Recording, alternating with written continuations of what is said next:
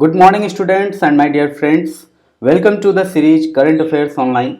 All of us know that in this series we bring current affairs from daily newspapers from various sources.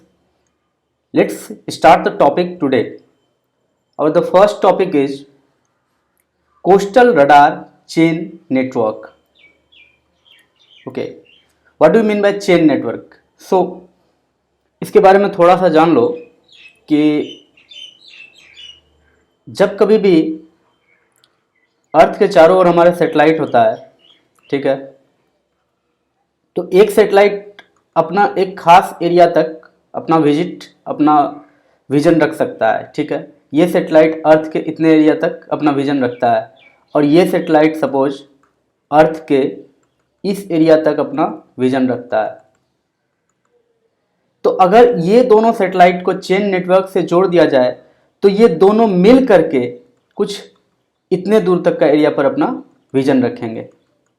यानी कि ये जो पूरा area होगा यहां से लेकर यहां तक, ठीक है, यहां से लेकर जो यहां तक टोटल एरिया होगा उसका डाटा इन दोनों सैटेलाइट्स के पास, इन दोनों सैटेलाइट्स को सेपरेटली ऑपरेट करने वाले लोगों के पास ये पूरा डाटा होगा यहां से लेकर यहां तक। इससे दोनों को फायदा है। अगर ये इंडिया का सैटेलाइट है सपोज और ये श्रीलंका का सैटेलाइट है तो दोनों सैटेलाइट को इंडिया को भी यहाँ से लेकर यहाँ तक के बारे में पता चल जाएगा और श्रीलंका को भी यहाँ से लेकर यहाँ तक के बारे में पता चल जाएगा। This is the benefit of chain network. कुछ इसी तरह का बात आप ऐसे समझ सकते हैं कि एक फ्रेंड के पास 1 लाख रुपीज़ है एंड अदर के पास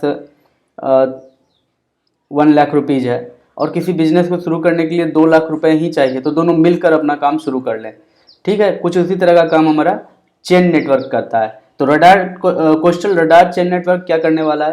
दैट मीन्स इंडिया का जो रडार नेटवर्क है और इसके साथ साथ श्रीलंका के पास अपना रडार नेटवर्क है, सेशल्स के पास अपना रडार नेटवर्क है और भी इंडियन ओशियन रिम एसोसिएशन के जितने भी मेंबर्स हैं उनके पास अपना रडार नेटवर्क है। अगर सबको एक चेन में जोड़ दिया जाए, एक चेन नेटवर्क में जोड़ दिया जाए और सबको सिंक्रोनाइज वे में यूज किया जाए तो फिर एक बहुत ही अच्छा इफेक्ट हमें मिल सकता है। With this purpose we have done this. हमारे जो इंडियन कोस्टल गार्ड हैं उसने ये पहल किया है। ओके, अगर आप कैटेगराइज करना चाहते हैं यूपीएससी के सिलेबस के अकॉर्डिंग तो ये कैटेगराइजेशन है, otherwise skip. Let's come to the topic. India looks at integrating more countries into coastal radar network. इससे सारे कंट्री का फायदा है, इंडिया का तो फायदा है ही, because Indian ocean after all India के ही सर्विलांस में आता है, बट दूसरे कंट्रीज को भी बहुत सारा फायदा इससे होने वाला है, ठीक है। आगे बढ़ने से पहले just give a great salute to Indian coastal guard. All of us know that 2008 के मुंबई अटैक्स के बाद 2009 में इंडियन कोस्टल गार्ड को एडिशनली डेजिग्नेट किया गया था authority responsible for coastal security in territorial waters, ठीक है। तो आई होप आपको समझ में आ रहा होगा कि यहाँ इसका कितना बड़ा सिग्निफिकेंस हो जाता है, ठीक है।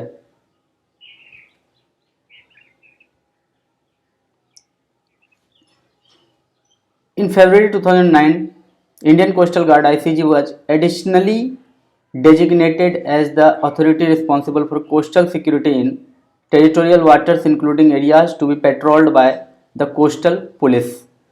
तो ऐसा नहीं है कि पहले से ये नहीं था, लेकिन इंडियन कोस्टल गार्ड पहले से था, but it was additionally designated as the authority responsible for coastal security. तो ठीक है, इसको एक बोनस के तौर पर आप जान लीजिए। हम सीधे अब चलते हैं अपने इस कोस्टल चेन नेटवर्क के ऊपर। A part of coastal security mechanism, ये जो आपका कोस्टल चेन नेटवर्क है, coastal radar chain network, it is a part of coastal security mechanism, a surveillance system called coastal surveillance network CSN, comprising of chain of static sensors having radars, automatic identification system AIS, day night cameras and met sensors at 46 locations along the coastline and islands has been established by the Indian Coast Guard. तो अब तक में जो ये हमारे पास coastal surveillance network था, यानी कि CSN comprising of chain of static sensors having radars, ये 46 लोकेशंस पर ये पूरा सेंसर्स लगा हुआ था, ये कैमरेज लगे हुए थे और इन सब का काम था कि एक सर्वर में सारे के सारे इन्फॉर्मेशन को भेजना और वहाँ से फिर कलेक्टिवली पूरे नज़र रखना। ठीक है, तो इसमें क्या था कि सिर्फ इंडिया ही अपना जो भी एफर्ट लगा पाता था, इंडिया लगा पाता था, अपने तरफ से लगा पाता था। In order to achieve near gap free surveillance, तो अब इंडिया ये चाहता है कि कहीं भी गैप नहीं रहे, गैप फ्री सर्विलेंस। यानी कि अगर सी है तो इंडिया अगर यहाँ पर नज़र रख पा रहा है, फिर दूसरा जो देश है वो इतना दूर नज़र रख पा रहा है, तीसरा देश इतना दूर नज़र रख पा रहा है, तो इसमें गैप आ रहा है कहीं ना कहीं। तो इंडिया चाहता है कि गैप फ्री सर्विलांस हो of the entire coast line. ठीक है, अपने भारत का भी एंटायर कोस्ट लाइन का गैप फ्री सर्विलांस हो। तो 38 additional radar station and 8 mobile surveillance system apart from VTMS connectivity at gulf of Kutch and gulf of Khambhat are being installed under CSN phase 2। और sorry, ये जो था आपका 38 एडिशनल रडार स्टेशन, ये भी CSN फेज 2 के अंतर्गत लगाया गया था। पहले कितना था 46, फिर बाद में कितना लगाया गया 38। इस तरह से इंडिया ने अपने कोस्ट लाइन को पूरा गैप फ्री अब तक में कर लिया है। यानी कि हर जगह का बहुत ही टफ सर्विलांस है और हम श्योर हैं इस बात को लेकर के, हम बहुत अश्योर्ड रहते हैं कि अब जो 2008 में मुंबई टेररिस्ट अटैक हुआ था वैसा अटैक अब दोबारा नहीं हो सकता है। The radar chain which will link up with similar systems in India, Sri Lanka, Mauritius and Seychelles will provide a comprehensive live feed of ship movements। तो ये बहुत ही गजब की बात हो गई दोस्तों कि इंडिया का, श्रीलंका का, मॉरिशस का, सेशेल्स का, ये सबका जो जितना भी रडार नेटवर्क है इंडिविजुअली सबको कनेक्ट कर दिया जाएगा और ये सब मिल करके एक लाइव फीड देंगे, एक जगह लाइव करेंगे, अपना पूरा का पूरा जितना भी जानकारी है सबको एक जगह लाइव करेंगे। और इससे तब जितने भी शिप वहाँ इंडियन ओशियन में अपना मूवमेंट कर रहे हैं, ठीक है ना, जितने भी शिप मूवमेंट्स हो रहे हैं इंडियन ओशियन में, वो सब का हम सर्विलांस कर पाएंगे यूज्ड बाय फ्रेंडली नेवीज। ठीक है, ये बहुत ही अच्छी खबर है। Coastal radar chain network, the aim is to create a network of information and maritime domain awareness in the strategic Indian Ocean region. It will also help in expanding India's assistance for capacity building to Indian Ocean littoral states। तो अभी तुरंत हमने बात किया है कि India, Sri Lanka, Mauritius, Seychelles, तो ये सब जो लिटरल स्टेट्स हैं वहाँ से इंडिया को असिस्टेंस में ये एक्सपैंड करेगा इंडिया। ठीक है, इंडिया के असिस्टेंस में यहाँ पर इंक्रीज होगा ये कंट्रीज के द्वारा। Okay, the assistance to these countries come under India's programme Sagar. अब ये बहुत इंपॉर्टेंट हो जाता है हमारे एग्जाम के लिए, यहाँ पर हम लोगों को देखना चाहिए। देखो, Sagar security and growth for all in the region. Sagar ये एक एक्रोनिम है, Sagar security and growth for all in the region. तो कभी भी अगर ऐसी कोई क्वेश्चन आती है कि coastal radar chain network Bharat के किस योजना के अंतर्गत है, among which of the scheme coastal radar chain network is associated, तो उसमें हमारा आंसर होगा सागर। ठीक है, what do you mean by Sagar? Security and growth for all in the reason.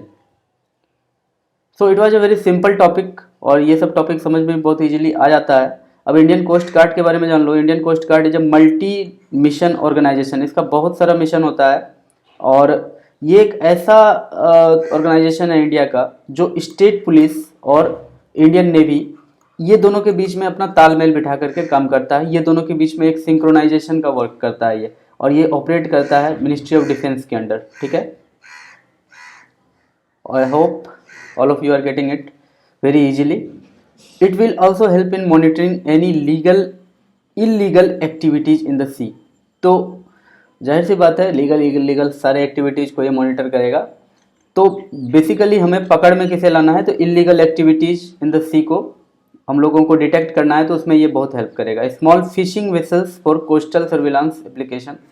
ठीक है ना, ये सारे बहुत ही जो छोटे छोटे वेसल्स होते हैं जो कि सी में अपना घुसपैठ करने की कोशिश अगर कर सकते हैं कभी भी, तो उनको ये डिटेक्ट कर सकते हैं, ट्रैक कर सकते हैं, इन्फॉर्मेशन दे सकते हैं और फिर इंडियन नेवी या इंडियन कोस्टल गार्ड को अप्रोप्रिएट एक्शन जो लेना होगा वो लेंगे।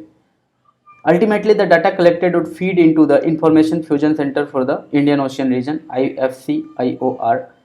Okay. अब देखो, इंडियन ओशियन का जो इम्पोर्टेंस है वो दिनों दिन बढ़ते ही जा रहा है। इसमें देखो सबसे इम्पोर्टेंट बात यह है कि इंडिया और चाइना ये दोनों बहुत ही इमर्जिंग इकोनॉमीज है, और चाहे प्रोडक्शन के मामले में हो चाहे कंजम्पशन के मामले में हो, दोनों कंट्रीज अभी अभी पूरा टॉप पर चल रहे हैं। ओके, तो ऐसी स्थिति में जो भी आवाजाही है, जो भी ट्रांसपोर्टेशन है, वो इंडियन ओशियन रीजन के अकॉर्डिंग ही के अलोंग ही होता है ज़्यादा से ज़्यादा। इसलिए कहा जा रहा है यहाँ पर कि 75% of the world's maritime trade and 50% of daily global oil consumption passing through the region, ये इंडियन ओशियन रीजन के थ्रू पास करता है। So it is a very strategic and important region for India. यहाँ पर India का surveillance होना बहुत ज़रूरी है, अदरवाइज बाद में हमें कंट्रोल करना बहुत मुश्किल हो जाएगा। Indian ocean region is vital to world trade, ठीक है, and the economic prosperity of many nations. तो इंडिया को ये एक बहुत बड़ा बेनिफिट भी मिला हुआ है कि इंडियन ओशियन का बहुत सारा पार्ट हमारे सर्विलांस में होता है। थैंक्स टू सुभाष चंद्र बोस, उसने अंडमान निकोबार द्वीप समूह यानी कि अंडमान निकोबार आइलैंड्स पर अपना कब्जा किया था। आज उसी पर हमारा जो स्ट्रेटेजिक कमांड है वहाँ पर हमारा तीनों यानी कि इंडियन एयरफोर्स, नेवी और आर्मी का जो एक जॉइंट कमांड वहाँ पर ऑपरेट करता है, जिसके कारण वहाँ से लेकर के मालदीव्स तक पूरे इंडियन ओशियन पर इंडिया का बहुत ही तगड़ा सर्विलांस होता है। और इसको लेकर बहुत सारे कंट्री इंडिया से जलते भी हैं, लेकिन इंडिया को ये सब मिला है, हम सब लकी हैं। The council of ministers of IORA, Indian ocean rim association countries met virtually in December 2020। तो ये दिसंबर 2020 में हो चुका है। इंडियन ओशियन रिम और एसोसिएशन कंट्रीज के मेंबर्स वर्चुअली अपना मीटिंग कर चुके हैं, and it was so very important. और ये जो IORA है, सॉरी ये जो IORA है, Indian ocean rim association, intergovernmental organisation है, इस्टेब्लिश्ड इन 1997। ये कब इस्टेब्लिश हुआ था IORA? तो IORA इस्टेब्लिश हुआ था 1997 में। ओके, 1997 में ये इस्टेब्लिश हुआ था। तो याद रखना दोस्तों कि जो IORA है, IORA Indian ocean rim association, ये 1997 में हुआ था। इसके बारे में सिर्फ इतना जान लो कि जो भारत का अपना ऐसे इंडियन ओशियन कुछ इस तरह से है, ठीक है। तो ये हमारा इंडियन ओशियन है। तो इसके चारों ओर जितने भी कंट्रीज हैं इसके अंदर, चाहे एक तो इंडिया है, यहाँ पर श्रीलंका भी है, ठीक है, और सेशेल्स है, मॉरिशस है, इधर इंडोनेशिया है। तो जितने भी कंट्रीज को सराउंड कर रहे हैं इंडियन ओशियन को, उसी को कहा जा रहा है rim. What do you mean by rim? Rim इसको कहा गया। तो रिम में जितने भी कंट्रीज हैं उनका एसोसिएशन को कहा जाता है इंडियन ओशियन रिम एसोसिएशन। तो ये एक इंटर गवर्नमेंटल ऑर्गेनाइजेशन है जो कि 1997 में इस्टेब्लिश हुआ था। India is a member country. Obvious है, इंडियन ओशियन का ये एसोसिएशन है, तो इंडिया तो मेंबर कंट्री होना ही चाहिए। Okay, The environmental threat to the marine ecosystem due to climate change and unprincipled depredation of marine resources threatens the very sustenance of some of the small island states in the Indian Ocean। तो देखो, ये जो surveillance system है, इसका काम सिर्फ terrorism को रोकना ही नहीं है, बल्कि ये इन्वायरमेंट के लिए भी बहुत ज़रूरी है। बिकॉज इंडियन ओशियन में बहुत सारे स्मॉल आइलैंड्स हैं जो कि अब एक्सटिंक्शन के कगार पर चले गए हैं। दैट मीन्स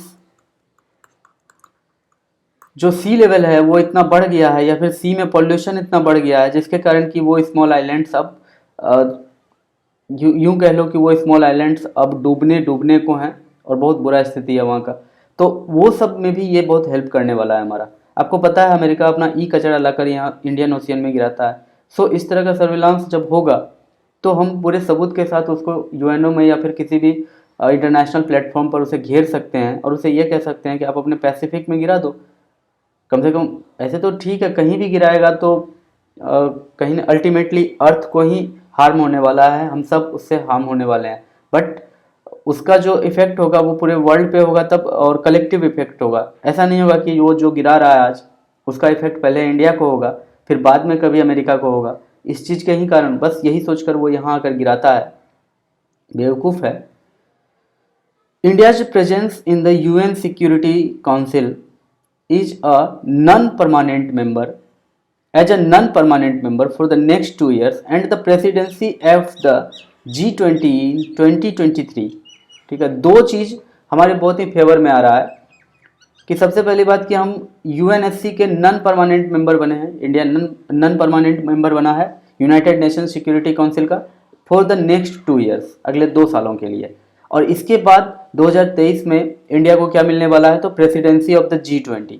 तो ये दोनों अपॉर्चुनिटी है to highlight the issues of these small island states in multilateral forums. अभी तुरंत मैंने वही बताया आपको कि जो भी इंटरनेशनल प्लेटफॉर्म्स है, फोरम्स है, वहाँ पर इंडिया अब बोल्डली ये बात कह पाएगा।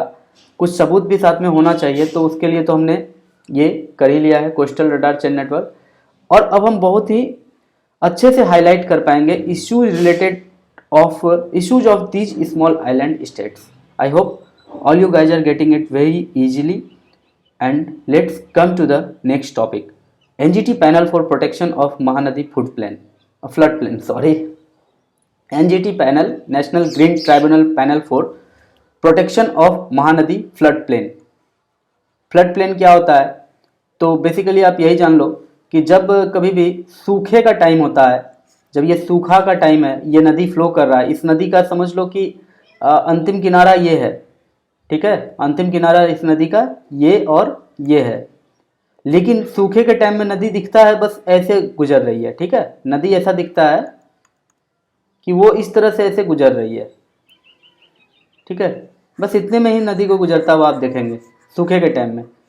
If you are living in Patna तो आप इस बात को फील करते हैं कि जो सूखे का टाइम होता है, खास करके फरवरी मार्च का टाइम होता है, अप्रैल का टाइम होता है, तो उसमें गंगा का जो कोस्ट है पटना में अगर आप जाएंगे तो वहाँ पर घाट का जो सीढ़ी है वो यहाँ होता है, वहाँ से बहुत दूर जाइएगा तो आपको पानी देखने को मिलेगा, ठीक है। यहाँ करीब 50-60 सीढ़ियाँ होती है और पानी उन सीढ़ियों के भी लास्ट सीढ़ी से बहुत दूर होता है और अपना वो फ्लो कर रहा होता है। बट अगर आप वहीं पर जब सेम टाइम में सेम सिचुएशन होता है, सेम रिवर होता है, लेकिन जब वहीं हमारा फिर से सपोज कि बाढ़ आ गया, फ्लड आ गया, तो उस समय हम ये देखते हैं कि जो हमारा वाटर होता है वो वाटर हमारा अपना पूरा स्पेस लेकर चलता है और कभी कभी तो ऊपर भी आ जाता है, किनारे को पार कर जाता है, ठीक है। तो इस तरह से वो मूव करता है वाटर। तो this is called flood plains, ठीक है। ये पूरा का पूरा उसका बेसिन हो गया, ठीक है, और जो भी लैंड में ये वाटर जाएगा वो सारा लैंड क्या कहलाता है, फ्लड प्लेन। तो I hope all you guys are getting it easily. देखो सबसे इंपॉर्टेंट बात यहाँ पर क्या है कि रिवर का अपना एक रूटीन है और सीजन बाय सीजन उसमें पानी कम और ज़्यादा होता है। अगर हम उसमें कुछ छेड़छाड़ करेंगे, उसके फ्लड प्लेन में कुछ परमानेंट कंस्ट्रक्शन करेंगे, तो फिर वो रिवर को बहुत ज़्यादा हार्म पहुँचाएगा, वहाँ के इकोसिस्टम को हार्म पहुँचाएगा और अल्टीमेटली हम सब उससे हार्म्ड होने वाले हैं, ठीक है। Okay, to save Mahanadi river NGT order setting up expert panel to lay down norms. Okay, recently the green tribunal NGT has constituted a high level committee, ठीक है, high level committee to identify flood plain zones of the Mahanadi. तो महानदी एक river है, इसके बारे में जान लो। उड़ीसा का लार्जेस्ट रिवर है, निकलता है छत्तीसगढ़ से, लेकिन ये उड़ीसा का लार्जेस्ट रिवर है। आते हैं हम लोग मैप पर भी, आपको समझाएंगे मैप पर भी। इन जनवरी 2020 chief minister of Orissa had announced that the 424 acres reclaimed from river Mahanadi would be utilized to add ecological, recreational, sporting, cultural and technological value in the lives of the people of Cuttack। तो बहुत ही important ये topic हो जाता है कि हुआ ये था कि जनवरी 2020 में, यानी कि इस साल के जनवरी में, अब एक साल लगने वाला है, तो चीफ मिनिस्टर ऑफ उड़ीसा ने ये अनाउंस किया था कि वो रिवर महानदी से 424 एकड़ लैंड रिक्लेम करेंगे। 424 एकड़ लैंड रिक्लेम करेंगे। What do you mean bye reclamation? तो उसका फ्लड प्लेन था, वहाँ पर बरसात के टाइम में या फिर कुछ सीजन्स में पानी आ जाया करता था, अदरवाइज दूसरे टाइम में वो सूखा रहता था। तो that was flood plain of Mahanadi, और उसमें किसी भी तरह का छेड़छाड़ आदमी को नहीं किया जाना चाहिए। But chief minister of Orissa ने ऐसा कहा कि वो 424 एकड़ रिक्लेम करेंगे रिवर महानदी से, and this land would be utilised to add ecological, recreational, sporting, cultural and technological value in the life of the people of Cuttack. तो कटक के लोगों के लिए इन सब चीज़ों का फैसिलिटी प्रोवाइड किया जाएगा उस लैंड को फिर से रिक्लेम करके। तो इस तरह का बात हमारे चीफ मिनिस्टर ऑफ उड़ीसा ने किया था। ए local citizen approach the NGT against the state governments plan. तो ये जो आम आदमी है ये कभी कभी जाग भी जाता है, ठीक है। तो एक लोकल सिटीजन था, परहैप्स कटक का ही था, तो उसने एनजीटी को अप्रोच किया, नेशनल ग्रीन ट्राइब्यूनल को, alleging that illegal construction activities will adversely affect the river ecology and disturb the flow of Mahanadi river। ये तो ऑब्वियस बात है कि जब भी कभी रिवर के फ्लड प्लेन में आप किसी भी तरह का इंक्रोचमेंट करते हैं, इंक्रोचमेंट तो आप समझते हैं ना कि अनाधिकृत प्रवेश इंक्रोचमेंट करते हैं, तो वो रिवर के इकोलॉजी को, इकोसिस्टम को अफेक्ट करता है। Disturb the flow of Mahanadi river, ये डिस्टर्ब भी करेगा, जाहिर सी बात है। सपोज कि एक पाइप है, उस पाइप होते हुए वाटर फ्लो कर रहा है, ठीक है, उस पाइप होते हुए वाटर फ्लो कर रहा है, आप कहीं पर उस पाइप को जोर से दबा देते हैं अपने पाँव से, तो फिर क्या होगा, उस पाइप का जो वाटर का फ्लो है वो बहुत फास्ट हो जाएगा इधर, ठीक है। आप समझो इस बात को, बहुत ही इम्पोर्टेंट और बहुत ही ये मामला इतना आसान नहीं है। इसको ऐसे समझो कि एक पाइप है, उसमें वाटर फ्लो हो रहा है, ठीक है, वाटर फ्लो हो रहा है। चलो वाटर को अक्सर ब्लू हम लोग देखते हैं, तो चलो ब्लू कर देते हैं, ब्लू है, पानी पानी पानी, ठीक है। ये वाटर फ्लो हो रहा है इस पाइप के भीतर से। सपोज कि आपने यहाँ पर इसे पाँव से पूरे दबा दिया, स्क्वीज कर दिया इसे आपने, तो फिर आप सबको पता है कि जो इस तरफ का फिर जो फ्लो होगा, इस तरफ जो वाटर का फ्लो होगा, इसको अगर आपने यहाँ स्क्वीज कर दिया है, इस पाइप को आपने यहाँ पर दबा दिया पकड़कर पाँव से पूरा, इतना भी अगर आपने दबा दिया इस जगह पर, तो आप सबको पता है कि जो वाटर का फ्लो है वो बहुत ज़्यादा अनकंट्रोल्ड हो जाएगा, वो बहुत फास्ट हो जाएगा। और हो सकता है कि कटक में इस तरह से स्क्वीज किया गया हो, लेकिन इस तरफ भी प्रेशर बढ़ जाएगा, इस तरफ भी प्रेशर बढ़ जाएगा। हो सकता है कई गांवों को अब पानी जाकर के वो फ्लड्स वहाँ पर ला दे, कई विलेजेज को इसका नुकसान उठाना पड़े और बहुत प्रॉब्लम में सबको ही फंस जाए। तो अक्सर ये गांव और शहर का जो झगड़ा होता है वो यही कारण से होता है, क्योंकि शहर वाले अपना देखो कितना सिंपल रिक्रिएशनल, यानी कि जिम बनाएंगे, उसमें एक्सरसाइज करेंगे, ठीक है, स्पोर्टिंग करेंगे, वहाँ पर अच्छे से बाइक चलाएंगे, स्पोर्ट बाइक चलाएंगे, कल्चरल टेक्नोलॉजिकल वैल्यू का वो लैंड बनाएंगे अपना, ठीक है ना। लेकिन गांव वालों को फ्लड में पूरा जान से मार देंगे। तो गांव और शहर का डिवाइड इस तरह से बढ़ता है। तो सो द लोकल सिटीजन जिसने भी ये किया हो, I don't know the name of this person, but I salute to the courage of this person and his sentiments for the river and nature. So जब तक ऐसे लोग हैं समाज में, हमारे नेचुरल रिसोर्सेज का इसी तरह से कुछ ना कुछ कंजर्वेशन तो चलता ही रहेगा। ओके, अब जो एनजीटी ने एक पैनल बनाया है उसमें कौन कौन से मेंबर हैं उसे भी देख लो। Experts from central water commission, national institute of hydrology and state and central pollution control board for laying down norms to ensure that the river front development takes place without damage to the flood plains of the river, ठीक है। तो इस तरह की बातें यहाँ पर होती हैं।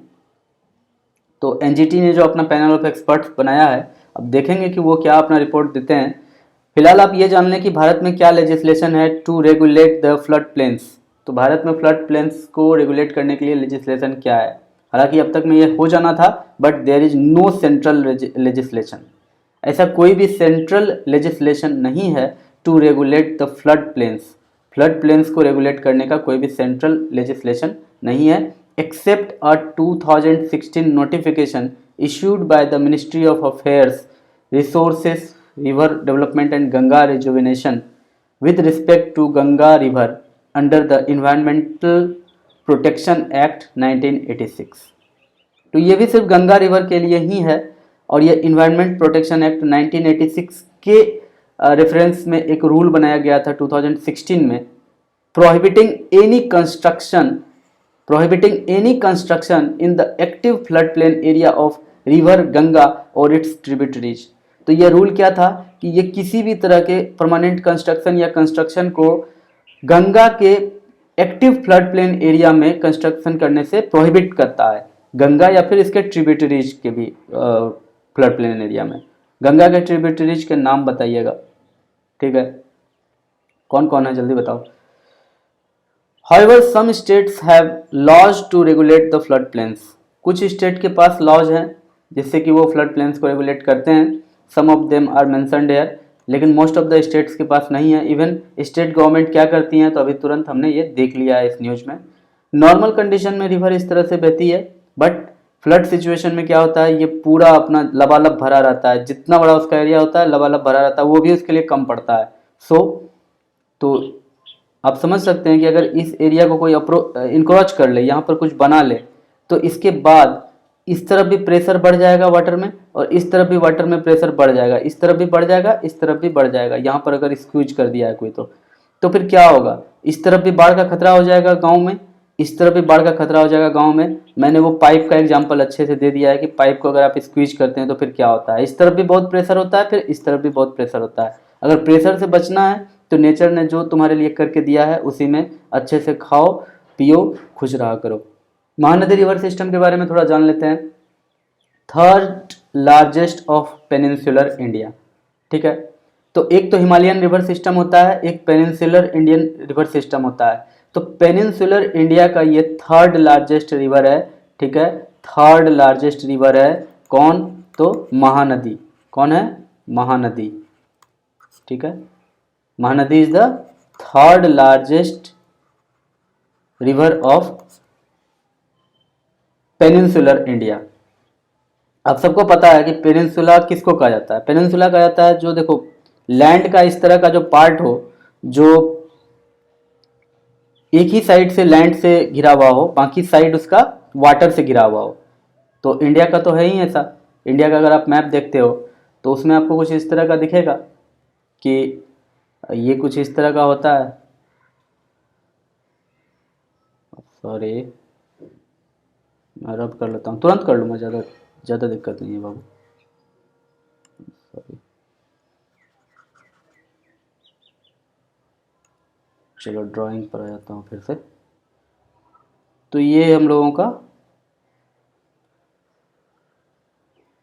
तो देखो ये जो पार्ट आपका ट्रायंगल जैसा लग रहा है इसको पेनिनसुलर इंडिया भी कहा जाता है, ठीक है, क्योंकि ये पेनिनसुला है, एक ट्रायंगुलर पार्ट है इंडिया का। सो इन दिस पार्ट कहा जाता है, यहाँ से ऐसे इंक्लूड करो क्योंकि वाटर तो यहाँ भी घिरे हुए है, ठीक है, चारों तरफ वाटर है। So Godavari is the largest river of peninsular India, Krishna is the second largest and Mahanadi is the third largest. Largest river of Orissa state, Orissa का सबसे बड़ा नदी कौन सा है, Mahanadi, okay. Sources of origin, आखिर क्या सोर्स है महानदी के ओरिजिन का, तो ये सोर्स है इसका छत्तीसगढ़ में, state of Chhattisgarh, south of Amarkantak, place near Sivaha in Bastar hills. Bastar के पहाड़ियों में एक जगह है Sivaha, I am sorry Sihawa, एक जगह है सिहावा इन बस्तर हिल्स, वहाँ पर अमरकंटक पहाड़ के ठीक साउथ में यहाँ से ये ओरिजिनेट करती है, ठीक है। मेजर ट्रिब्यूटरीज, मेजर ट्रिब्यूटरीज में कौन है, शिवनाथ रिवर, हसदेव रिवर, मंद रिवर, इब रिवर, जोंकिंग रिवर, तेल रिवर, इस तरह से इसके मेजर ट्रिब्यूटरीज हैं। बेसिन आप देख लें, छत्तीसगढ़, मध्य प्रदेश, उड़ीसा, झारखंड एंड महाराष्ट्र। बेसिन का मतलब क्या होता है, बेसिन कैचमेंट एरिया क्या होता है, देखो एक रिवर जब चलता है तो भले ही वो रिवर कहीं एक ओरिजिन से निकल करके अपने माउथ में जाकर गिर जाता है, बट उसके साथ साथ बीच बीच में उसका बहुत सारा एरिया होता है जो कि उस रिवर से ओरिजिनेट करके बहुत दूर दूर तक जाता है,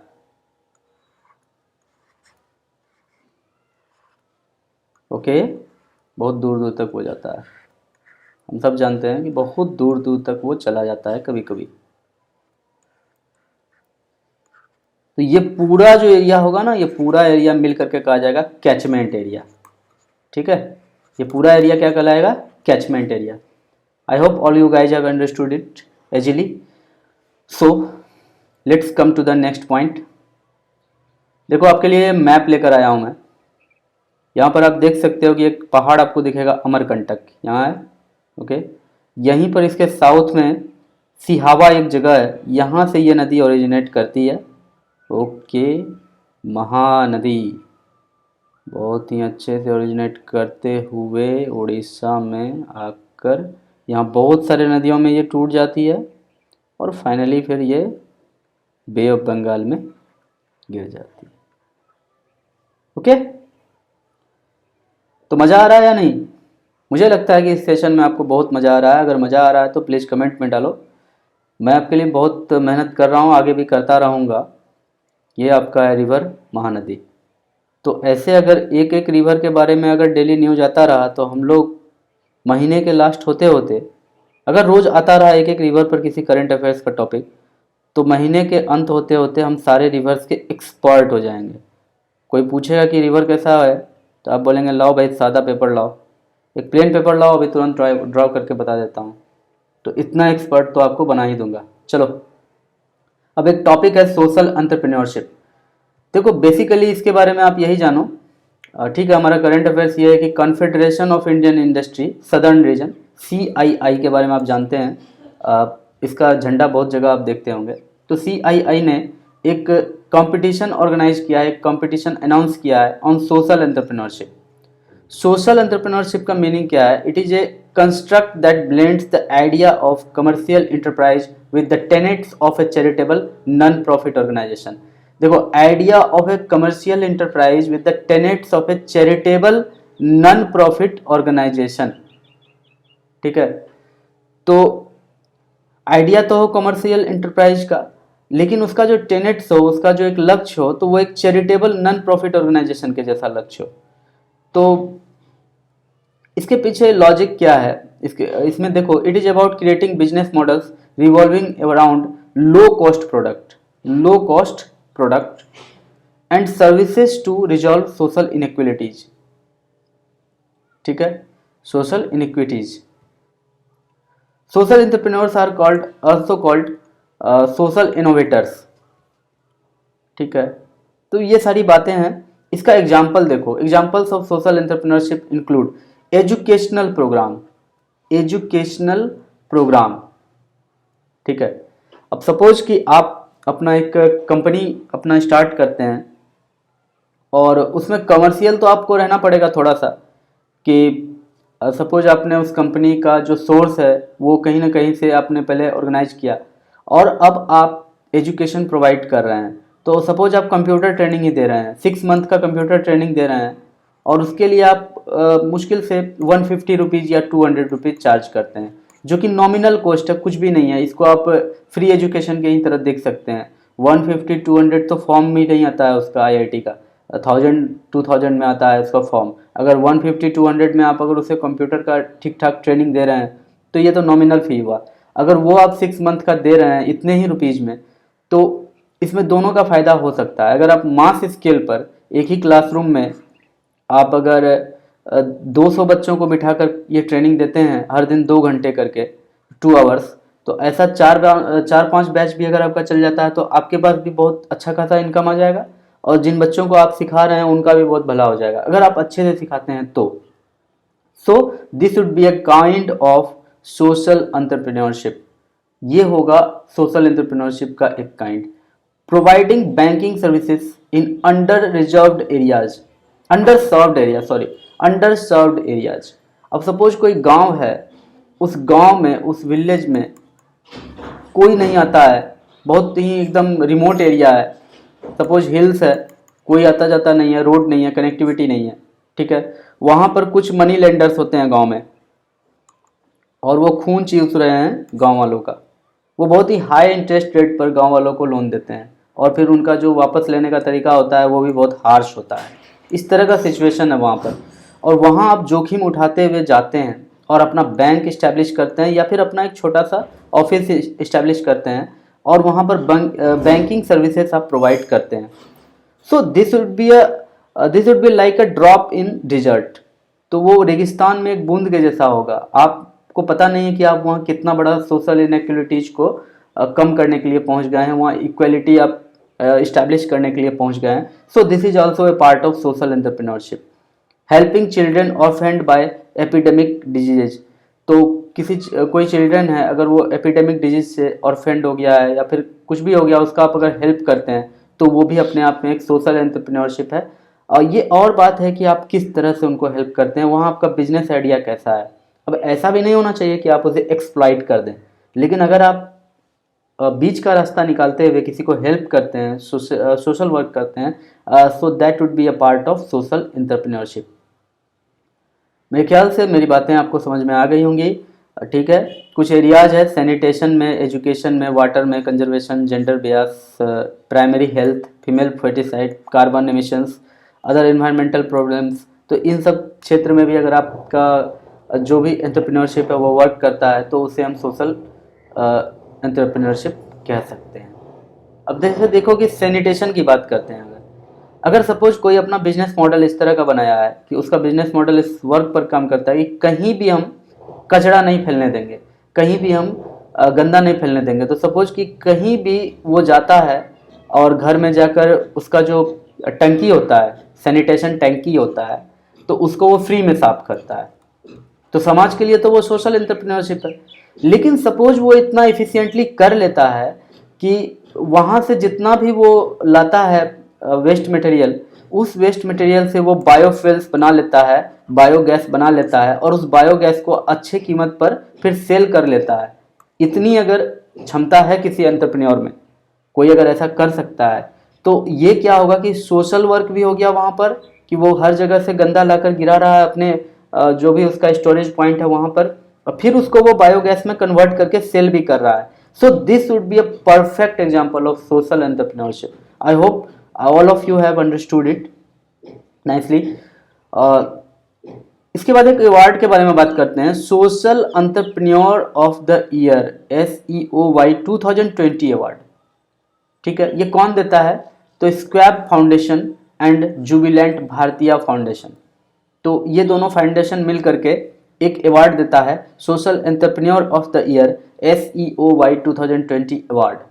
ठीक है, प्रवाह and Com Mutiny have won the Social Entrepreneur of the Year SEOY 2020 award. तो ये दो ऐसे एंटरप्रेन्योरशिप हैं, सोशल एंटरप्रेन्योरशिप हैं, जिन्होंने ये अवार्ड जीता है। देखो, अवार्ड भले ही उतना ज़्यादा इम्पोर्टेंट नहीं होता है, लेकिन फिर भी वर्क इम्पॉर्टेंट होता है। अवार्ड तो अपने आप मिल जाता है, ये सब बातें हम लोग सुनते हैं। लेकिन फिर भी एक बात जान लो कि आज से पहले हम लोग कभी भी प्रवाह और कॉम म्यूचुनी के बारे में नहीं बात किए थे कि ये लोग क्या करते हैं। ये हमारे लिए किसी तरह का कोई भी पॉइंट ऑफ डिस्कशन नहीं रहा था, लेकिन आज है। आज इन्हें सब कोई जान रहे हैं और आज ये पॉइंट ऑफ इंस्पिरेशन बने हैं। So this kind of thing inspires और लॉट ऑफ पीपल। इसलिए ऐसा कुछ अगर होता है तो वो बहुत ही अच्छा है हमारे सोसाइटी के लिए भी और हमारे एग्जाम्स के लिए भी। एग्जाम में भी हो सकता है SEOY आए तो फिर क्या होगा इसका, प्रवाह एंड कॉम म्यूचुनी।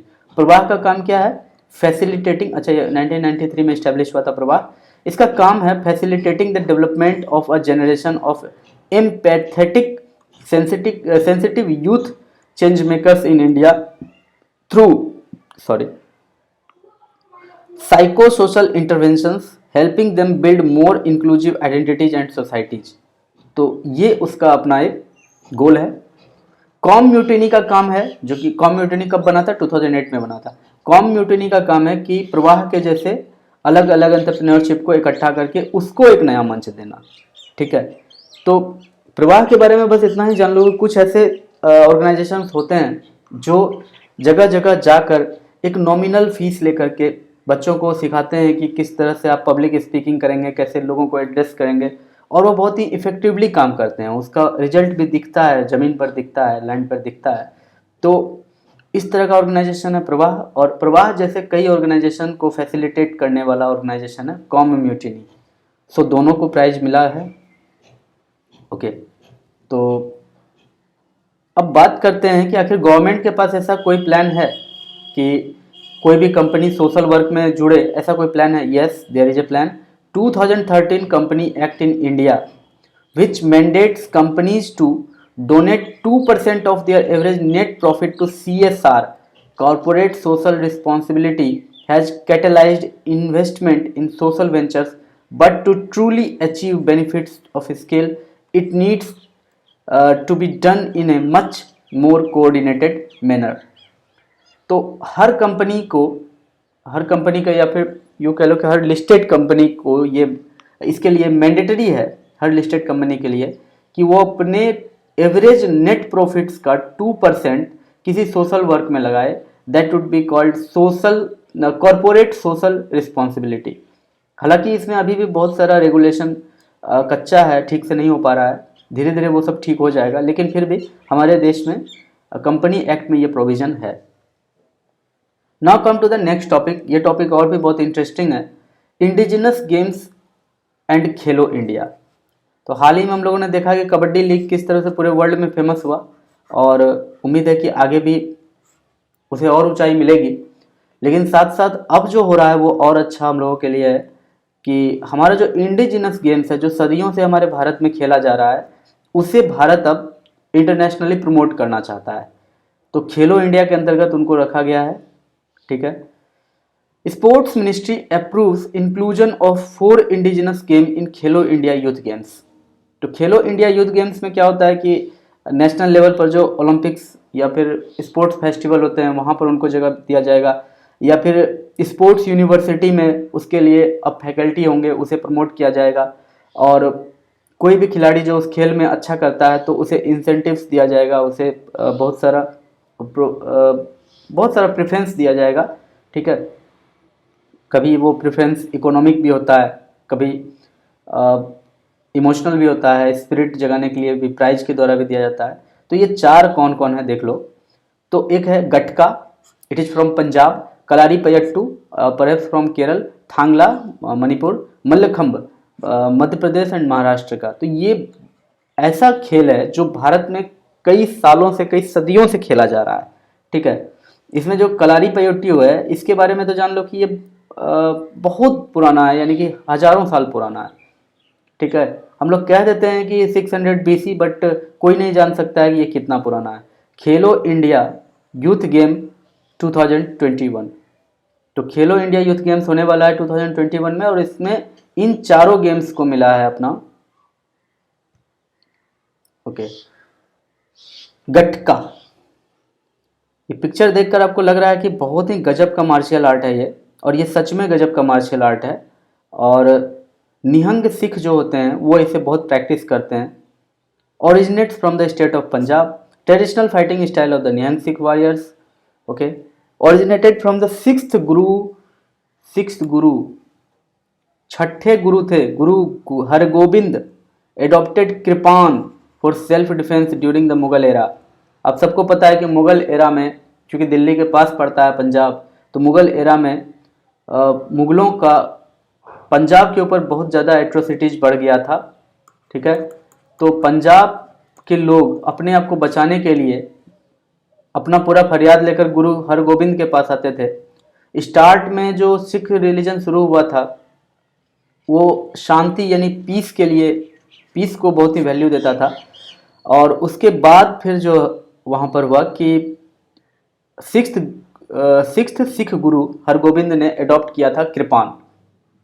ठीक है। For self defence during the Mughal era. और उसी कृपान को जब अडॉप्ट किया तो फिर एक अलग ही वार स्टाइल शुरू किया गया, और उसी वार स्टाइल को गटका कहा जाता है। Found presence in the sports category after the formation of gatka federation of India in 2008। तो स्पोर्ट्स कैटेगरी में इसको कब लाया गया था? गटका फेडरेशन ऑफ इंडिया स्थापित हुआ था 2008 में। उसके बाद ये खेल गटका स्पोर्ट्स कैटेगरी में डाल दिया गया था। तो ये बहुत ही अच्छी बात है। अब बात करते हैं कलारी पयट्टू। ये भी अपने आप में बहुत ही अच्छा और बहुत ही यूनिक मार्शल आर्ट है। और कलारी में क्या होता है? कलारी पयट्टू, कलारी का मतलब होता है वार फील्ड, बैटल फील्ड, ऐसा जगह जहाँ पर लड़ाई होता है। खैर उसको देखते हैं हम लोग। Indian martial art that originates in modern day Kerala.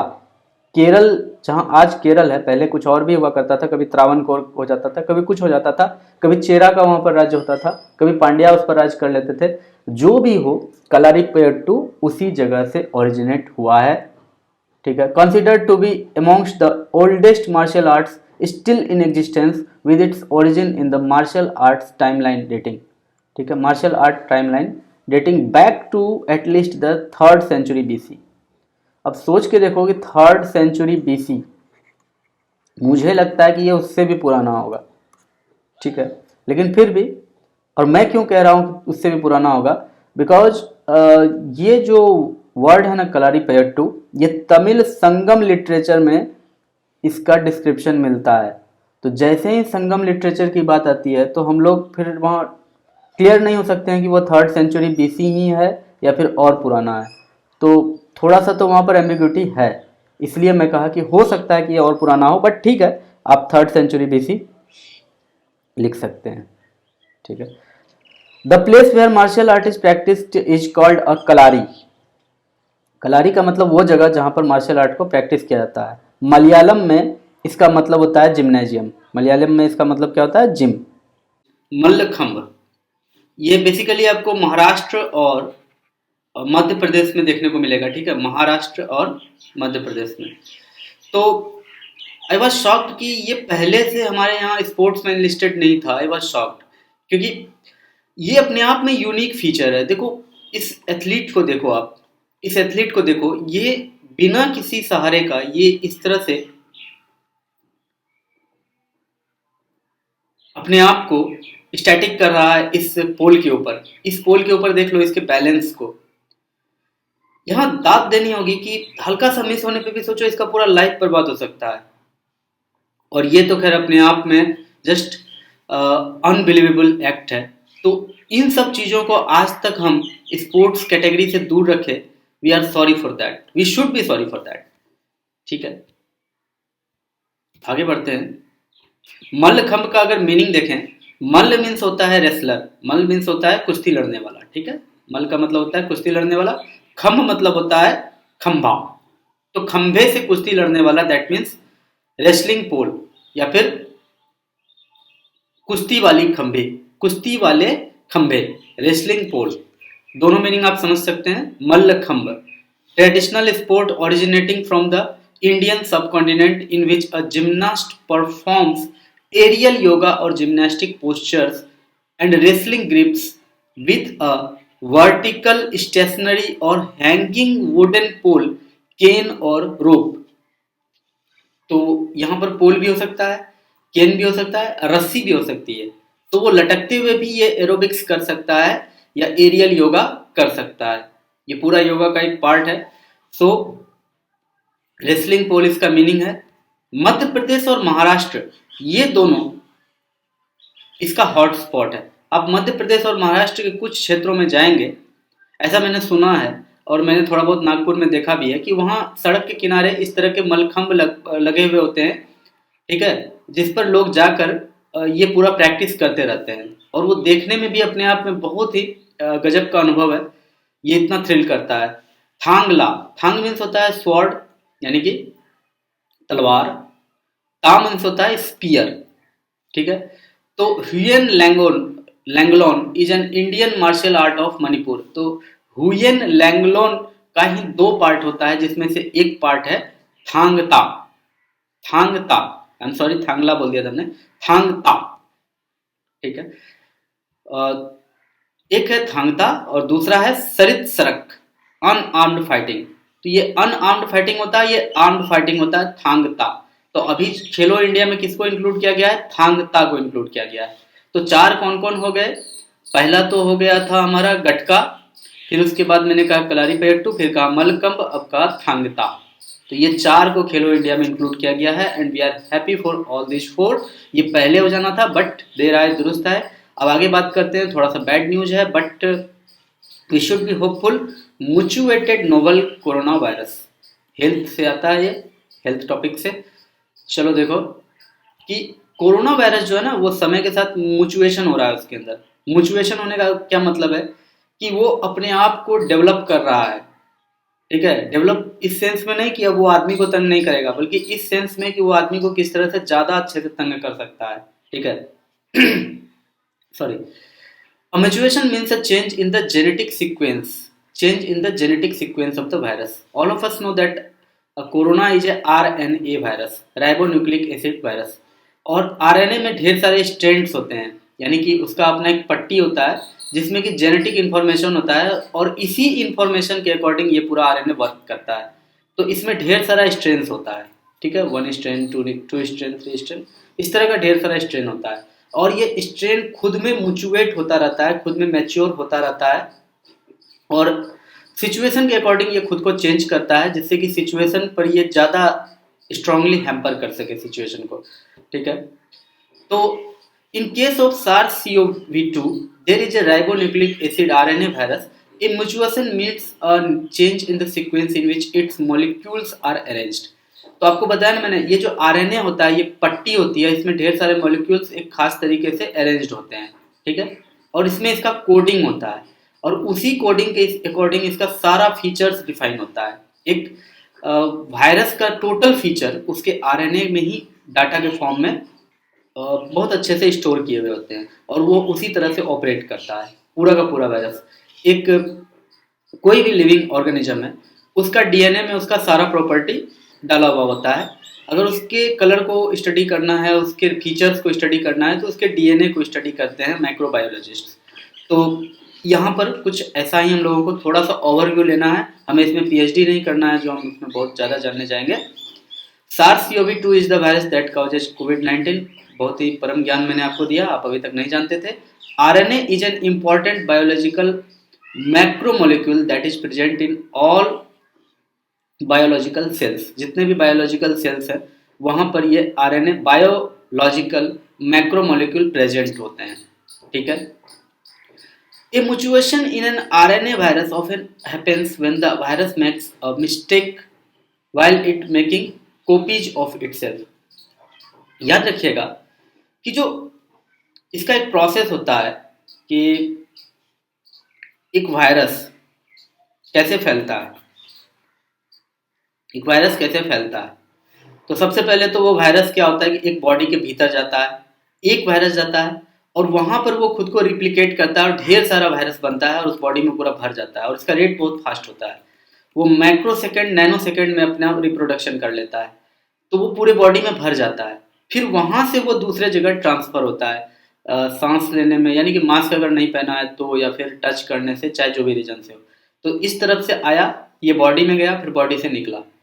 तो इस बॉडी को वो क्या किया, उससे हमारा लेना देना अभी नहीं है। अभी हमें बस ये जानना है कि ये अपने आप को जब रिप्लिकेट करता है, अपना खुद का कॉपी बनाता है, उस बॉडी के अंदर खुद को भरता है, तो उस समय जो उसका कुछ कॉपी बनाने में कुछ मिस्टेक होता है वायरस से भी मिस्टेक होता है भाई।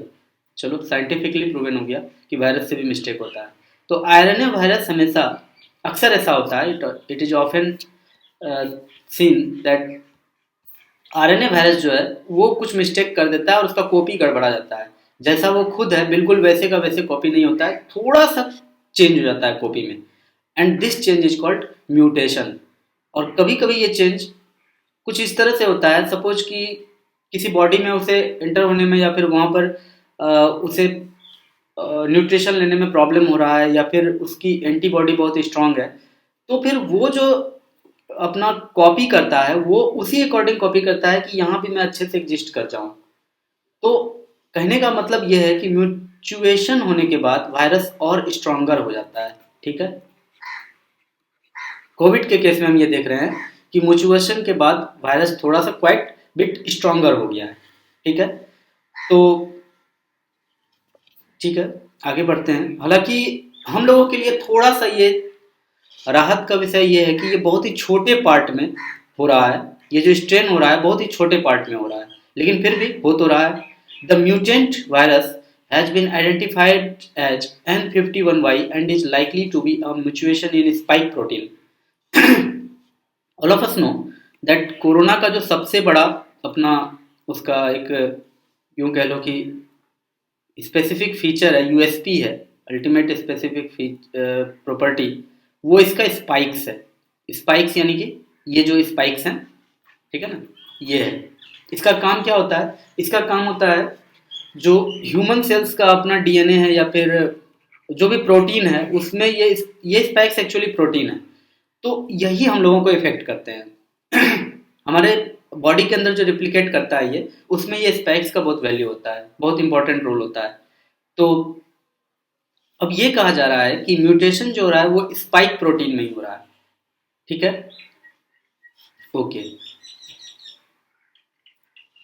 It is the coronavirus spike protein that binds into human protein to initiate the process of infection. तो याद रखना कोरोना वायरस का आखिर कौन सा ऐसा पार्ट है जो ह्यूमन को इतना ज़्यादा इन्फेक्ट करता है, तो वो स्पाइक प्रोटीन ही है। वो जो स्पाइक का प्रोटीन था अभी तुरंत हमने देखा था, वो स्पाइक प्रोटीन ही था जो कि हमारे प्रोटीन में अटैच होकर के हमें इन्फेक्शन करना शुरू करता है।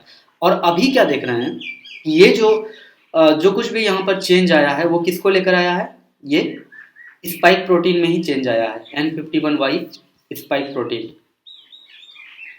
Changes here could possibly affect how the virus behaves in terms of its ability to infect or cause severe diseases or escape the immune responses made by vaccines। ठीक है, तो अब यहाँ देखो क्या हमें चिंता करने की बात है, नो, कहा जा रहा है कि no bearing on the disease biology और इवन डायग्नोस्टिक्स। तो डिजीज के बायोलॉजी में अब तक जो हम लोग पढ़ रहे हैं या फिर अब तक जो उसको डायग्नोस कर रहे हैं, क्या अब नया टेस्ट कराना होगा? नहीं, डायग्नोस्टिक्स में भी किसी तरह का चेंज नहीं लाना है, because there has been a single nucleotide change in one portion of the spike protein. केवल एक पोर्शन जो होता है ना ये स्पाइक प्रोटीन का, उसमें चेंज आया है, पूरे का पूरा वायरस चेंज नहीं हुआ है। Several corona virus vaccine are designed to create antibodies targeting the spike protein. The vaccines target multiple regions on the spike, while a mutation refers to a change in the single point. If there is one mutation, it doesn't mean vaccines would not work. ठीक है, एक mutation से vaccine work नहीं करेगा ऐसा जरूरी नहीं है।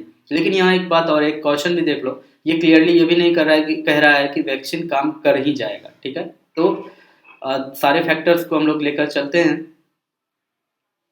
SARS-CoV-2 strains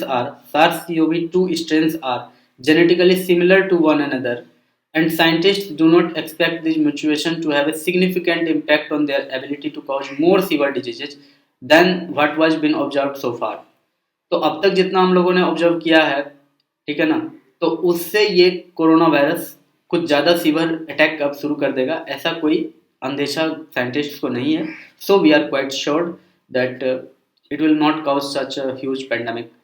ठीक है, तो बहुत सारी बातें हुई है इसके ऊपर। आई होप मुझे लगता है कि ये रिपीट हो गया है। चलो अब एक मिस्टीरियस डिजीज के बारे में जान लेते हैं, दैट इज नेम्ड एज इलुरु। इलुरु एक जगह का नाम है, आंध्र प्रदेश में है। परहैप्स हेल्थ मॉड्यूल से ये टॉपिक है हमारा, the mystery disease of Eluru. Simple सा बात यही जानो कि 70% ऑफ इलुरु टाउन, विलेज नहीं है टाउन है आंध्र प्रदेश का, ठीक है, Andhra Pradesh west Godavari district has been affected by mysterious illness. तो आंध्र प्रदेश का जो वेस्ट गोदावरी डिस्ट्रिक्ट है, over 70% of Eluru town in west Andhra Pradesh west Godavari district has been affected by mysterious illness. तो 1% died due to the illness while 550 people were hospitalized। तो इतना severe attack अचानक से हो गया है इलुरु का। इलुरु जगह का नाम है, लेकिन उस बीमारी का भी नाम एक मिस्टीरियस इलनेस है। ठीक है ना, आई एम सॉरी फॉर दैट कि मैंने बीमारी का नाम इलुरु बताया था, आई एम सॉरी फॉर दैट। मैंने पहले भी कहा था कि वो जगह का नाम है आंध्र प्रदेश का, और वहाँ पर एक मिस्टीरियस इलनेस देखने को मिला है। और भगवान करे कि ये जल्दी से खत्म हो जाए, गॉड करे ये बहुत जल्दी खत्म हो जाए। बट बहुत लोग इलुरु देखकर, एक्चुअली मैं भी इलुरु देखकर उसे बीमारी का ही नाम समझने लगा था। ओके, आगे बढ़ते हैं। सिम्टम्स क्या है? Convulsions, seizures, dizziness and nausea. देखो कन्वर्जन क्या होता है, जो इससे कभी अपने लाइफ में जो कन्वर्जन से ग्रसित रहे हैं उसका दर्द कभी आप समझिएगा। बहुत ही खराब बीमारी होता है ये, बहुत ही खराब सिम्टम होता है। इसमें एक ऐसा सिचुएशन आता है where whole body muscles contract and relax rapidly. एकदम संकुचन होता है और छोड़ा था, एकदम मसल्स ऐसे ऐसे करता है, अपने आप में लगेगा पूरे बॉडी का कंट्रोल खत्म हो गया और पूरा बॉडी हाथ हिलना शुरू हो जाता है, मसल्स तुरंत एकदम सिकुड़ जाता है, फिर तुरंत फैल जाता है, तुरंत हाथ आगे जाता है, तुरंत हाथ पीछे आता है। मिर्गी नहीं कर सकते हैं इसे, लेकिन uncontrolled actions of the body होता है। माइंड कुछ वहाँ नहीं कर पाता है, माइंड अपने बॉडी पर कोई कंट्रोल नहीं कर पाता है, दैट इज कन्वर्जन। ठीक है। Seizure is a sudden uncontrolled electrical disturbance in the brain. Brain में इलेक्ट्रिकल डिस्टर्बेंस को ही सीजर कहा जाता है, तो सीजर भी है। और डिजीनेस, इसके बाद है नाउजिया। ये सब जो है सिम्टम्स हैं इस बीमारी के। अभी जो जितने लोग 550 के आसपास इन्फेक्टेड हैं वो सब में ये सब देखा जा रहा है। एक पर्सन की डेथ भी हो गई है। Seizures last for 3 to 5 months followed usually by vomiting और लॉस ऑफ कॉन्शसनेस। तो ये पूरा एक मिस्टीरियस डिजीज है। आंध्र प्रदेश गवर्नमेंट ने रिक्वेस्ट किया है एम्स दिल्ली को और Indian institute of chemical technology IICT in Hyderabad को कि कंडक्ट करें एक long term study to determine the causes of the mysterious illness in Eluru in west Godavari district. तो इस तरह से आंध्र प्रदेश गवर्नमेंट ने अपना एक इनिशिएटिव लिया है। 2 प्रोमिनेंट इंस्टीट्यूशंस को कहा है कि आप जल्दी से इसमें कुछ अपना स्टडी कीजिए। विक्टिम्स के बारे में अगर देख लें तो victims peoples are of all age groups, men women and even small children are among the victims. तो ये किसी को भी नहीं छोड़ रहा है, ठीक है ना, क्या जवान क्या बच्चे क्या बूढ़े। ठीक है। पॉसिबल कॉजेज की अगर बात करें तो पॉसिबल कॉजेज में जो IIT या फिर जो भी कहा जा रहा है कि कंटामिनेशन ऑफ वाटर कंटामिनेशन, देखो कितना इंपॉर्टेंट है। चलो मैं अपनी एक पर्सनल बात बताता हूँ। मेरे घर में अभी तक में फ्रिज नहीं है, मेरे घर में अभी बहुत सारे इलेक्ट्रिकल अप्लायंसेस नहीं है, बहुत सारी चीज़ें हैं जो कि नहीं है। एक स्ट्रगलिंग टीचर के ही फॉर्म में मैं वर्क कर रहा हूँ, लेकिन मेरे घर में वाटर प्यूरिफायर है। ठीक है, ये है और अच्छे क्वालिटी का है, एक्वागार्ड का है और बहुत ही अच्छे से मैं इसे चेक करता रहता हूँ। और मेरा कोई मेरे मोहल्ले में कोई है जो मेरे जितना पढ़ा लिखा नहीं है। मैं अपनी तारीफ नहीं कर रहा हूँ, बस एक डिफरेंस बताने की कोशिश कर रहा हूँ। वो उतना पढ़ा लिखा नहीं है, उसके घर में वॉशिंग मशीन है, उसके घर में फ्रिज है, उसके घर में गीजर लगा हुआ है, उसके घर में हर चीज़ है, AC तक उसके रूम में लगा हुआ है, कैन यू बिलीव इट। लेकिन उसके घर में वाटर प्यूरिफायर नहीं है। ठीक है। तो एक बहुत ही इम्पोर्टेंट बात हो जाता है कि जब आप एजुकेशन को लेते हैं तो आपके घर में ये सब नहीं हो तो कोई फर्क नहीं पड़ेगा आपको, लेकिन ये बहुत होना जरूरी होगा। लेकिन आप अगर एजुकेशन से उतना अच्छा नहीं जुड़े हो, आपको अगर सही एजुकेशन नहीं मिल पाया है तो आप इसका वैल्यू नहीं समझेंगे। ठीक है। अब देखो हमारे यहाँ पर बहुत ही, अब हम लोग टेक्नोलॉजी पर रिलाय कर रहे हैं। हमारे यहाँ ई कचरा आ गया है, मोबाइल खराब होता है उसको हम लोग कहीं फेंक देते हैं, तो उसमें बहुत सारा हार्मफुल केमिकल्स होता है, कैडमियम होता है, टाइटेनियम होता है, वेनेडियम होता है, आर्सेनिक होता है। सब तो सेमीकंडक्टर ही यूज होता है मोबाइल को बनाने में। सारे के सारे अगर जो भी रेन वाटर है उसके साथ अगर ड्रॉपलेट्स के साथ अगर भीतर जा करके ग्राउंड वाटर में मिक्स हो जाते हैं, ग्राउंड वाटर तो सारा एक है पूरे शहर का, उसमें अगर मिक्स हो गया और फिर आराम से आप उसे ट्यूबवेल से निकाल कर पी लेते हैं, तो फिर वो हेवी मेटल्स या फिर सेमीकंडक्टर्स आपके बॉडी के भीतर चला आता है और उस बॉडी में आने के बाद वो कब क्या कर सकता है, ये देखो अभी मिस्ट्री डिजीज है। ऐसा डिजीज जो कि अपने आप में मिस्ट्री है, पहले कभी नहीं देखा गया, अचानक से 550 आदमी से ऊपर को लेकर के बैठ गया, उसमें से एक की डेथ भी हो गई। क्या पहले से प्रिकॉशन लेना बहुत जरूरी नहीं था? तो इंडिविजुअल स्केल पे भी देखना पड़ेगा कि हम लोग कितना तैयार रहते हैं किसी भी डिजीज से लड़ने के लिए। सिर्फ सरकार के ऊपर अपना कुछ थोप करके काम नहीं होने वाला है, कुछ अपना भी ध्यान रखना पड़ेगा। Excessive use of bleaching water and chlorine in sanitation program as part of COVID-19 prevention। तो देखो COVID-19 प्रिवेंशन के मेजर्स में एक काम ये भी हुआ था कि ब्लीचिंग पाउडर और क्लोरीन का खूब यूज हुआ था सैनिटेशन के फॉर्म में। तो वो फिर जो वर्षा जल जो होगा, रेन वाटर होगा, उसके साथ पूरा का पूरा रिस्क करके कहाँ जाएगा? ग्राउंड वाटर में ही जाएगा। अगर ये ग्राउंड सरफेस है तो नीचे कहीं ग्राउंड वाटर होगा, तो पूरा का पूरा रिस्क करके नीचे ही आने वाला है। अगर आप मान लीजिए क्लोरीन कहीं पर छिड़क दिए हैं तो वो सब रिस्क करके रेन वाटर के साथ कहाँ आएगा? ग्राउंड वाटर में आएगा, फिर आप इसे निकाल कर पीते हैं। ठीक है। तो AIIMS new Delhi found traces of lead and nickel. वो तो गई बात, lead and nickel. Blood samples if 25 victims out of 45 samples sent by the state government. 45 में से 25 विक्टिम के ब्लड सैंपल्स में क्या मिला है? लीड और निकल मिला है। बस हो गई बात। हम जो आज टेक्नोलॉजी पर इतना डिपेंड हो रहे हैं, इतना जो यूज कर रहे हैं गैजेट्स का, वो बेकार होने के बाद हम उसको क्या करते हैं? ये बहुत ही इंपॉर्टेंट क्वेश्चन है। तब समझ में आएगा कि जो मैंने इसी सेशन में कहा था कि अमेरिका अपना ई कचरा लाकर इंडियन ओशन में गिराता है और अपने यहाँ कहीं भी नीचे नहीं फेंकने देता है, और उसको बहुत ही अच्छे से कलेक्ट करके वो इंडियन ओशन में लाकर गिराता है। मेरा बात समझ में आया आपको क्यों गिराता है? Okay. Monkey rehabilitation centre, conservation topic से ये है। तेलंगाना गवर्नमेंट ने रिसेंटली ओपन किया है एक rehabilitation centre for monkeys primate, ठीक है। तो second such facility for the primates in the country. पहला कहाँ है? हिमाचल प्रदेश में। तो पहले हिमाचल प्रदेश में था इस तरह का फैसिलिटी, अब तेलंगाना में भी शुरू हुआ है। प्राइमेट किसको कहा जाता है? A mammal of the group that includes lemurs, lorises, tarsiers, monkeys, apes and humans. Okay. State government reported harm to life and property included large-scale destruction of agriculture due to the overpopulation of species outside forests। तो forest के बाहर बहुत ज़्यादा population हो जाने के कारण बहुत सारे लोगों के लाइफ को भी हार्म पहुंचाया गया इन मंकीज के द्वारा, प्रॉपर्टी को भी हार्म पहुंचाया गया, large scale destruction in agriculture भी किया गया। इसलिए जो स्टेट गवर्नमेंट है उसने कहा कि चलो भैया इसके लिए रिहेबिलिटेशन सेंटर बना दो, ठीक है। तो कुछ देख लो इसके बारे में, मंकीज के बारे में कि रेहुसस मैकेक monkeys are protected species under Schedule 2 of the Wildlife Protection Act 1972. The law allows for it to be hunted by declaring it vermin for a specific period if it poses a danger to human life or property। तो ये जो monkey का species है rhesus macaque, I am sorry if I am not pronouncing it right, तो इसके बारे में कहा जाता है कि ये शेड्यूल 2 में रखा गया है वाइल्ड लाइफ प्रोटेक्शन एक्ट 1972 के अंडर। तो शेड्यूल 2 में क्या होता है कि उसको थोड़ा कम प्रोटेक्शन होता है शेड्यूल 1 के अकॉर्डिंग। शेड्यूल 1 के कंपैरिजन में इसे जो प्रोटेक्शन मिलती है वो थोड़ा कम मिलती है।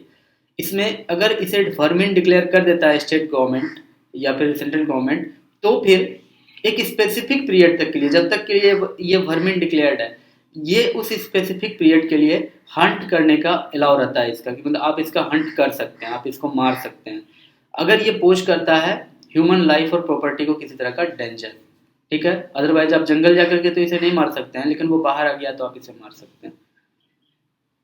Vermin animal as per schedule 62 of the Wildlife Conservation Act 1972, states can send a list of wild animals to the center requesting it to declare them vermin for selective slaughter, ठीक है। तो vermin किसको कहा जाता है? Vermin animal, तो ऐसा animal जिसका लिस्ट स्टेट ने सेंटर को दिया है, और जब सेंटर उस पर मोहर लगा देगा तब वो वर्मिन होगा। लेकिन स्टेट ये रिक्वेस्ट करता है सेंटर से कि इसे आप वर्मिन डिक्लेयर कर दीजिए, जिससे कि उसका सिलेक्टिव स्लॉटर हो सके, यानी कि कुछ खास सिचुएशन को टारगेट करके कुछ खास सिचुएशन ऐसा आ जाए तो उसका स्लॉटर किया जा सके, उसे मारा जा सके, ठीक है। Wild boars, nilgai, rhesus monkeys are Schedule 2 and Schedule 3 members. It is also protected but can be hunted under specific conditions. कुछ स्पेसिफिक कंडीशंस में इनको हंट किया जा सकता है। फॉर एग्जांपल मंकी का अगर एक ग्रुप है, वो जंगल से बाहर आकर के, ये जो प्रजाति है इसकी बात कर रहे हैं रेशस मंकीज, ये अगर जंगल से बाहर आकर किसी का खेत बर्बाद कर रहा है, पूरा का पूरा ग्रुप है, तो वो खेत का मालिक अपना लाइसेंसियल बंदूक लेकर जाएगा और सबको हंट कर लेगा। इसकी उसको परमिशन देता है कौन? तो wild life act 1972 schedule 2 and schedule 3, ठीक है। आई होप मैंने इसके बारे में बहुत कुछ आपको समझा दिया है। अब गोवा लिबरेशन डे के बारे में जान लो। ये सेलिब्रेट किया जाता है 19 December every year. The day marks the occasion when the Indian armed forces freed Goa in 1961 from 450 years of Portuguese rule, ठीक है। तो इस बारे में प्रीवियस सेशन में बात हुई थी थोड़ी सी, और डिटेल के लिए मैंने यहाँ पर थोड़ा सा स्लाइड आपके लिए दे दिया है, आप इसे पॉज कर अच्छे से पढ़ना, ठीक है। कैपिटल कहाँ है? पणजी है। लैंग्वेज कौन सा है गोवा का? Konkani. Konkani is one of the 22 languages from 8th schedule. It was added in the list along Manipuri and Nepali by the 71st amendment act of 1992, ठीक है। Wildlife sanctuaries and national parks in Goa, ये इसलिए बोल रहा हूँ क्योंकि आजकल वाइल्ड लाइफ सेंचुरीज और नेशनल पार्क बहुत ही फेवरेट टॉपिक हो रहा है एग्जाम्स का, इसलिए यहाँ पर एक लिस्ट आपको दे दिया हूँ, देख लेना क्या है। Doctor Salim Ali bird sanctuaries, Mhadei wildlife sanctuaries, Netravali, Cotigao Bhagwan Mahavir sanctuaries, ठीक है, Mollem national park. With this topic we conclude the session. I hope आपको सेशन बहुत अच्छा लगा होगा और बहुत कुछ जानने को मिला होगा। With the coming and with the passing time I will improve my self and B with me. Thank you very much. पढ़ते